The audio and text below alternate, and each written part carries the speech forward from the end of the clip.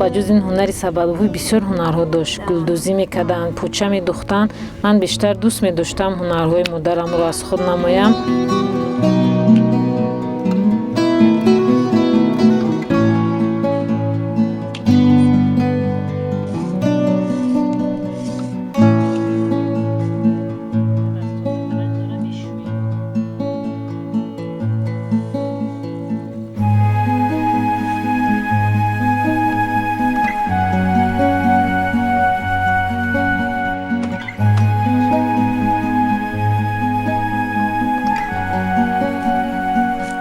سبد برای نون است، سبد برای میوه است. این یک جزئی است که در خانه همیشه شب و روز لازم است.